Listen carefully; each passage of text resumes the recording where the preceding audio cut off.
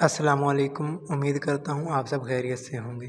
آج میں آپ کے لیے ایک ایسا عمل لے کر حاضر ہوا ہوں جس کو کرنے سے ایک خوبصورت پری کی حاضری ہو جائے گی۔ یہ عمل اتنا آسان ہے، انتہائی ہی آسان ہے، اس کو بچہ بچہ تک کر سکتا ہے۔ یہ عمل میرا خود کا آزمودہ عمل ہے، یہ آزمایا ہوا عمل ہے۔ اس عمل کو کرنے کے بعد ایک خوبصورت پری کی حاضری ہو جاتی ہے۔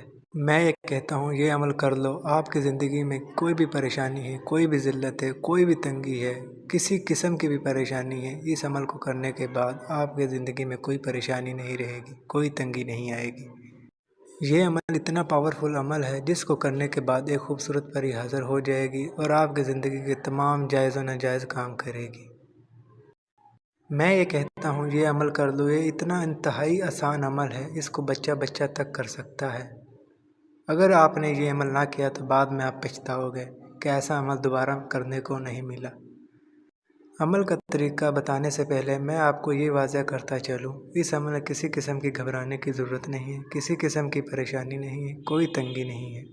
اس عمل کو بچہ کرے، بوڑھا کرے، نوجوان کرے، عورت کرے، کوئی بھی کرے، اس میں کسی قسم کی پابندی نہیں ہے۔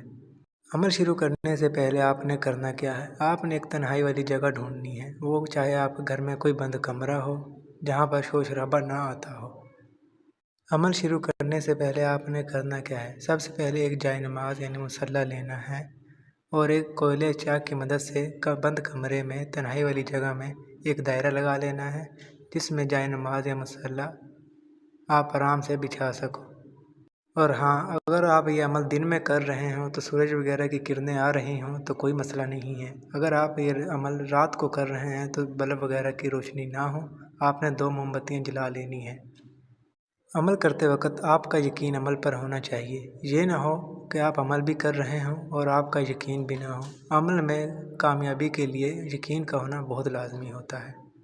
جس جگہ پر آپ نے جائے نماز بچھانی ہے وہ جگہ بھی پاک صاف ہو اور آپ نے مصلی پر اتحیات کی شکل میں بیٹھ جانا ہے اور آپ نے 1100 مرتبہ، یاد رہے آپ نے 1100 مرتبہ یا علی پڑھنا ہے اور یہ آپ نے اپنی انگلیوں پر پڑھنا ہے۔ اور اگر آپ یہ عمل انگلیوں پر نہیں کر سکتے تو آپ اس کے لیے تسبیح کا بھی استعمال کر سکتے ہیں۔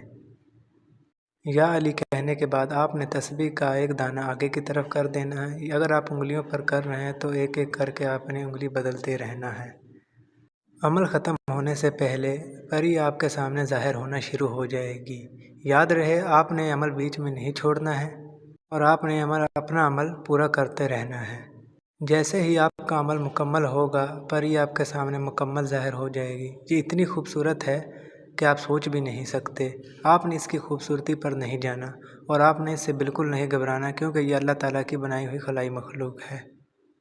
پری ظاہر ہوتے ہی آپ کو سب سے پہلے سلام کرے گی اور آپ نے اس کے سلام کا جواب دینا ہے۔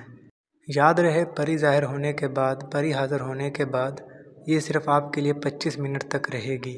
ان 25 منٹوں کے درمیان آپ جو بھی اس سے بات کہیں گے، جو بھی کام کہیں گے، یہ پلک جھپکتے ہی آپ کا کام کر دے گی۔